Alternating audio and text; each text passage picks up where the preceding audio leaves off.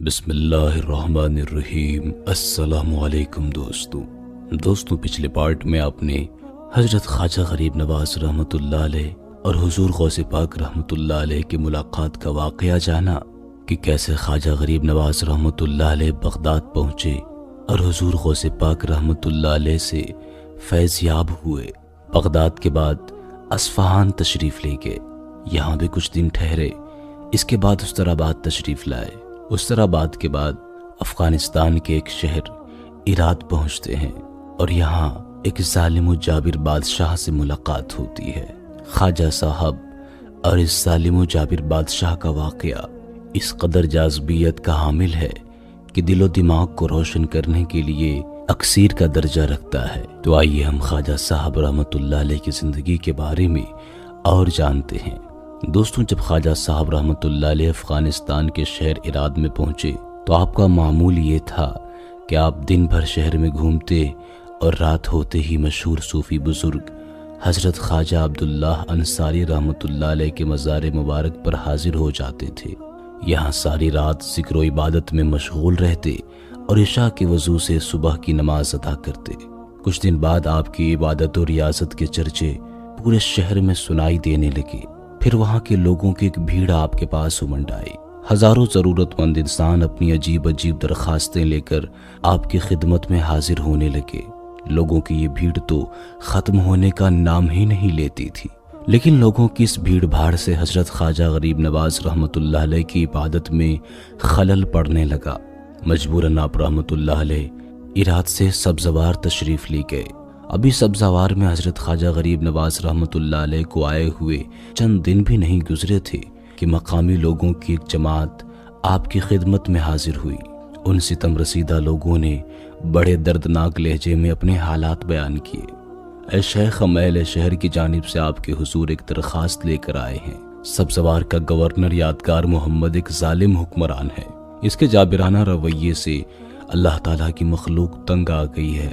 لوگ رحم کی بھیک مانگ مانگ کر قبروں میں سو گئے، مگر اس پر کچھ بھی اثر نہیں ہوتا۔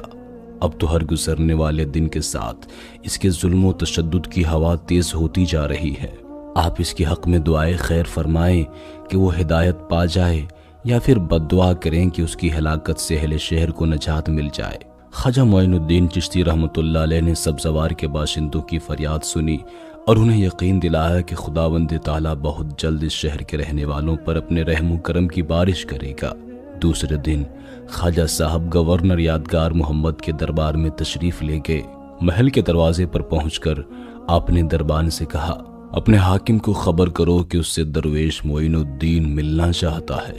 دربان نے حاکم سبزوار کو اطلاع دی، لیکن یادگار محمد کا غرور انتہا کو پہنچ چکا تھا۔ اس نے غضبناک لہجے میں دربان کو جواب دیا، میرے پاس کسی ننگے بھوکے فقیر سے ملنے کا ٹائم نہیں ہے۔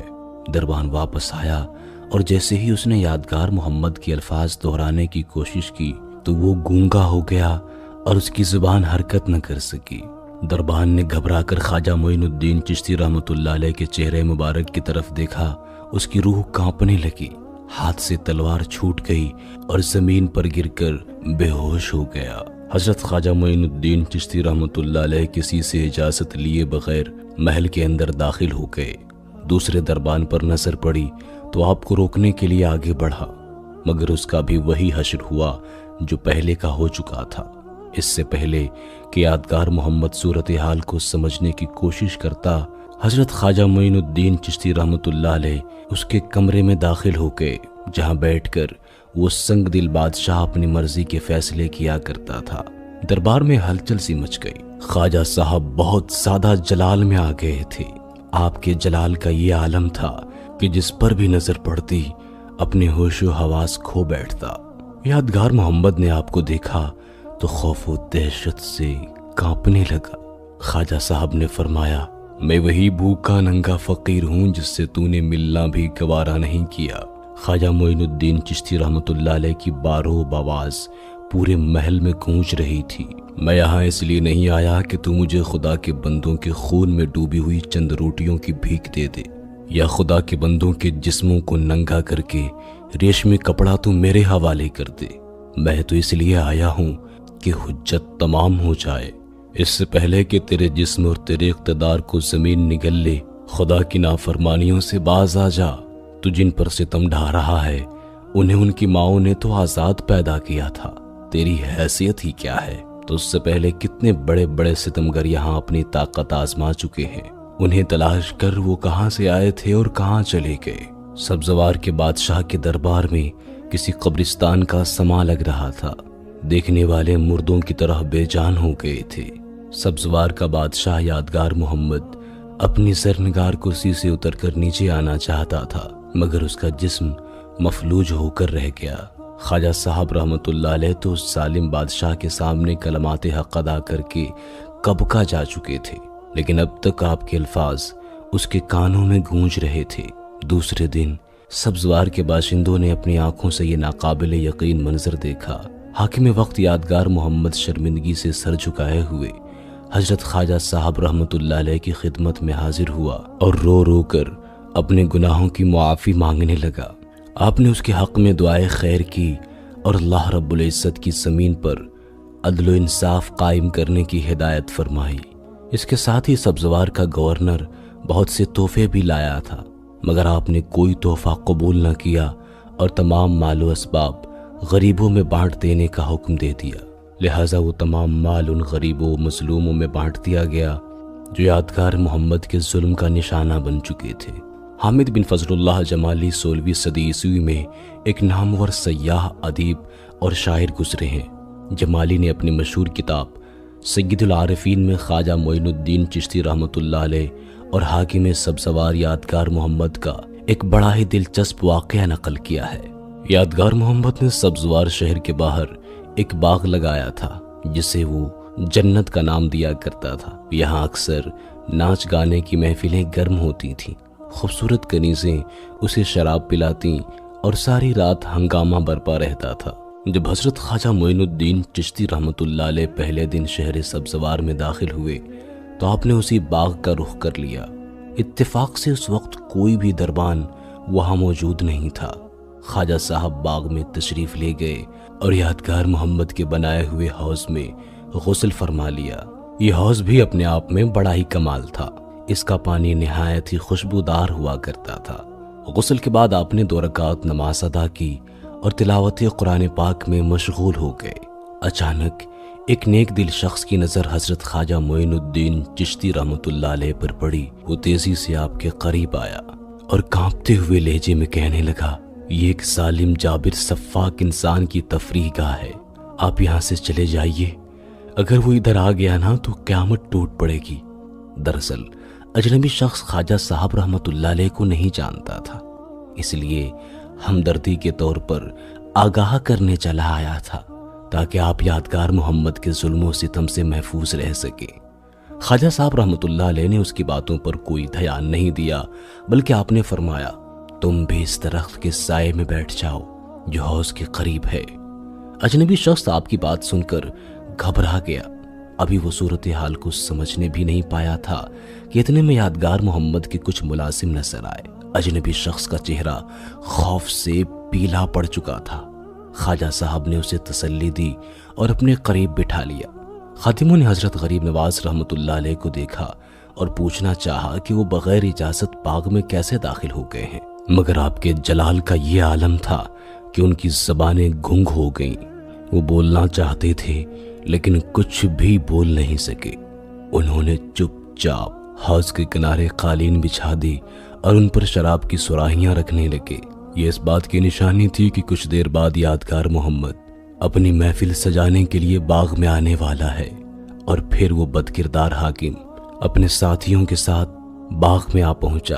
خواجہ معین الدین چشتی رحمت اللہ علیہ کو باغ میں دیکھتے ہی اپنے ملازمین پر برس پڑا، یہ کون ہے اور ہماری عشرت گاہ میں کس کی اجازت سے داخل ہوا ہے؟ ملازمین خاموش تھے، مگر خوف و دہشت سے ان کے جسم کانپ رہے تھے۔ انہیں اپنا بھیانک انجام بہت قریب نظر آ رہا تھا۔ خواجہ غریب نواز رحمت اللہ علیہ ملازمین کی بیچارگی اچھے سے دیکھ رہے تھے، لہٰذا آپ اپنی جگہ سے اٹھے اور یادگار محمد کے قریب پہنچ کر فرمانے لگے، فقیر اپنی مرضی سے یہاں آیا ہے، اسے کسی سے اجازت لینے کی ضرورت نہیں ہے۔ یادگار محمد نے ایک عارف کا کلام سنا، لیکن جیسے ہی خواجہ معین الدین چشتی رحمت اللہ علیہ سے نظریں دو چار ہوئی تو وہ بولنے کی طاقت ہی کھو بیٹھا۔ اس کے ساتھی بھی کسی پتھر کی طرح بے جان ہو کر رہ گئے تھے۔ خواجہ صاحب رحمت اللہ علیہ نے فرمایا، یہ مجبور انسان بے قصور ہے، یہ تیرے سوال کا جواب نہیں دے سکتے۔ اتنا کہہ کر خواجہ معین الدین چشتی رحمت اللہ علیہ نے یادگار محمد کو نگاہ کرم سے دیکھا۔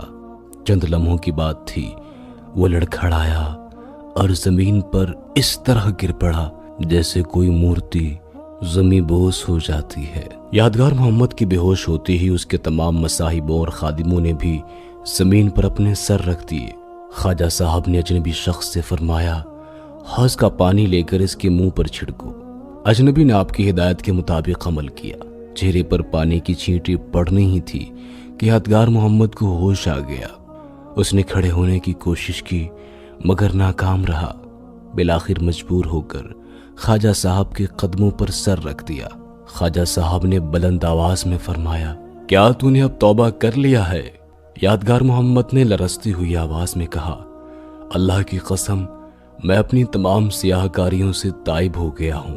خواجہ صاحب نے دوبارہ اس سے پوچھا، اب تیرے عقائد کا کیا حال ہے؟ یادگار محمد بولے، حضور آپ کے طفیل میرا سینہ روشن ہو گیا۔ اب یادگار محمد ہچکیوں سے رونے لگ گئے، کہنے لگے، خدا کی قسم تمام اصحاب رسول بزرگ و محترم ہے، ان کے قدموں سے لپٹی ہوئی خاک بھی میرے لیے اکسیر سے بڑھ کر ہے۔ حضرت خواجہ معین الدین چشتی رحمت اللہ علیہ آگے بڑھے اور اپنا مبارک ہاتھ اس کی پشت پر رکھ دیا۔ سبزوار کا جابر اور صفاق شخص کسی کمزور اور ناتوا انسان کی طرح کھڑا تھا۔ اس کی نظریں شرمندگی سے جھکی ہوئی تھیں۔ خواجہ صاحب نے اسے وضو کرنے کا حکم دیا اور پھر 2 رکعت نماز ادا کرنے کی ہدایت کی۔ اب وہ ایک بدلا ہوا انسان تھا۔ آپ رحمت اللہ علیہ جب باغ سے رخصت ہونے لگے تو یادگار محمد نے آپ کا دامن تھام لیا۔ اس نے درخواست کی کہ اسے ہمیشہ کے لیے غلامی کا شرف بخشا جائے۔ خواجہ معین الدین چشتی رحمت اللہ علیہ نے اسے بیعت سے سرفراز فرما دیا۔ جیسے ہی آپ نے یادگار محمد کا ہاتھ اپنے ہاتھ میں لیا، اس کی تو دنیا ہی بدل گئی، یہاں تک کہ اس کے پاس جتنی دولت تھی پیر و مرشد کے قدموں میں ڈھیر کر دی۔ خواجہ صاحب نے جواب میں فرمایا، سیم و زر کے اس انبار کو ان لوگوں میں بانٹ دو جو اب تک تیرے ظلم و تشدد کا نشانہ بنتے رہے ہیں۔ یادگار محمد نے ایسا ہی کیا، کھڑے کھڑے سب کچھ لٹا دیا۔ اس کے ساتھ ہی تمام کنیزوں اور غلاموں کو آزاد کر دیا۔ پھر وہ اس فانی دنیا سے اس قدر بیزار ہو گیا کہ اپنی دونوں بیویوں کو بھی طلاق دے دی۔ چند دن بعد حضرت خواجہ غریب نواز رحمت اللہ علیہ سبزوار سے تشریف لے گئے تو یادگار محمد بھی آپ کے ساتھ تھا۔ اس کی خواہش تھی کہ وہ پوری زندگی پیر و مرشد کی خدمت میں بسر کرے، مگر خواجہ صاحب رحمت اللہ علیہ نے یادگار محمد کو اسی مقام پر لوگوں کی رشت و ہدایت کے لیے مقرر کر دیا۔ یہ کیسی عجیب بات تھی کہ جو شخص کل تک خود گمراہ تھا، آج وہی شخص خدا کے بندوں کو آوازیں دے کر بلا رہا تھا، حی علی الفلاح، حی علی الفلاح، یعنی آ جاؤ بھلائی کی طرف، آ جاؤ بھلائی کی طرف۔ اور لوگ بھی اس کی آواز سن کر دوڑے چلے آ رہے تھے۔ یادگار محمد کا مزار آج بھی سعد شادمہ میں موجود ہے۔ دوستوں، اولیاء کرام کی نگاہوں میں وہ طاقت ہوتی ہے کہ لمحے بھر میں کسی کی بھی تقدیر پلٹ سکتی ہے۔ کیا خوب کہا ہے کسی نے، نگاہ ولی میں وہ تاثیر دیکھی، بدلتی ہزاروں کی تقدیر دیکھی۔ اور پھر جب بات ان کی ہو جنہیں دربار رسالت سے سلطان الہند اور ہندوستان کی شہنشاہی کی سند عطا کی گئی ہو، جو اللہ اور اس کے رسول اور حضور غوث پاک رحمت اللہ علیہ کی بھی بے حد لاڈلے ہوں، تو ان کے فیض و برکات کا تو اندازہ ہی نہیں لگایا جا سکتا ہے۔ خیر، آج کی اس ویڈیو میں اتنا ہی، باقی باتیں ہم کل کے آنے والے پارٹ میں جانیں گے۔ اس ویڈیو کو لائک کرتے ہوئے دوستوں کے ساتھ شیئر ضرور کیجیے گا۔ اپنا بہت سا خیال رکھیے گا۔ اللہ حافظ۔